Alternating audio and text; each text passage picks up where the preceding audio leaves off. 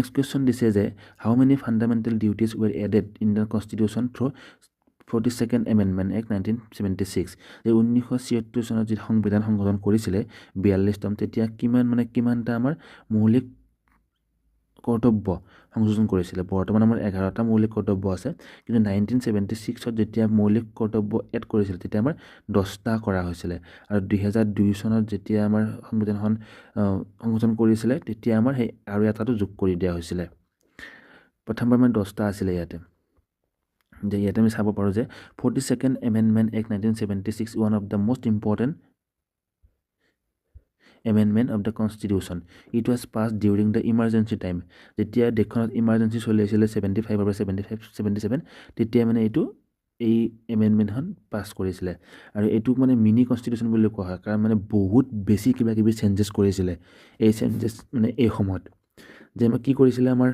major changes কিছুমান চাই লওঁ আমাৰ যিটো বহুত আহি থাকে প্ৰিএম্বলত আমাৰ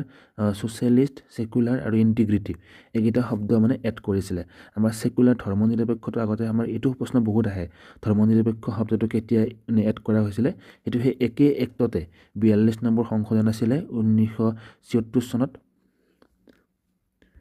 যে আমাৰ ছেকুলাৰ শব্দটো আমাৰ প্ৰিএম্বলত নাছিলে আগতে পিছত সময় দিয়া হৈছে এইটো কাৰ দিনত হৈছিলে আমাৰ ইন্দিৰা গান্ধীৰ সময়ৰ দিনত মানে প্ৰাইম মিনিষ্টাৰ কোন আছিলে তেতিয়া আছিলে আমাৰ ইন্দিৰা গান্ধী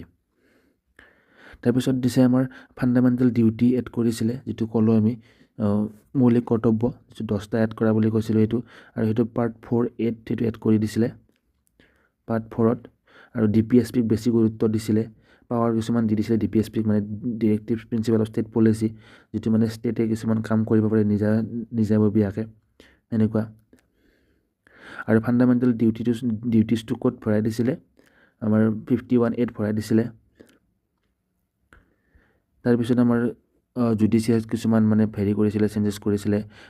জুডিচিয়েল ৰিভিউৰ পাৱাৰটো কমাই দিছিলে তাৰপিছতে আমাৰ হাইকোৰ্ট আৰু সুপ্ৰিম কোৰ্টৰ কিছুমান পাৱাৰ মানে কাৰ্টেল কৰিছিলে কাটি দিছিলে তাৰপিছত লোকসভা আৰু ষ্টেট এছেম্বলিৰ যিটো 5 বছৰটো 6 বছৰ কৰিছিলে পিছত কিন্তু আকৌ 5 বছৰ কৰিলে বাৰু 44th এমেণ্ডমেণ্ট মতে এইটো 42nd মতে আমাৰ 5 বছৰৰ পৰা 6 বছৰ কৰিছিলে মানে অকল নিজৰ প্ৰফিটৰ কাৰণে মানে ইন্দিৰা গান্ধী সেইটো সেইকাৰণে কলা অধ্যায় বুলি কোৱা হয় যেতিয়া ইমাৰ্জেঞ্চি চলি আছিলে তেতিয়া মানে কি এইবিলাক পাছ কৰি কিনে তেখেতৰ টাৰ্মটো আৰু বঢ়াই ল'ব বিচাৰিছিলে সেইকাৰণে 5ৰ পৰা 6 বছৰ কৰিছিলে কিন্তু পিছত আকৌ 44th এমেণ্ডমেণ্ট মতে আকৌ 5 বছৰ কৰিলে সেইকাৰণে এতিয়া 5 বছৰৰ মূৰে মূৰে ইলেকশ্যন হয় আমাৰ ভাৰতবৰ্ষত তাৰপিছত চেণ্ট্ৰেলৰ কিছুমান পাৱাৰ মানে ইনক্ৰিজ কৰি দিছিলে মানে কমাই আনিছিলে ষ্টেটক বেছি পাৱাৰ দি দিছিলে সেনেকুৱা আৰু সেইটো সেইকাৰণে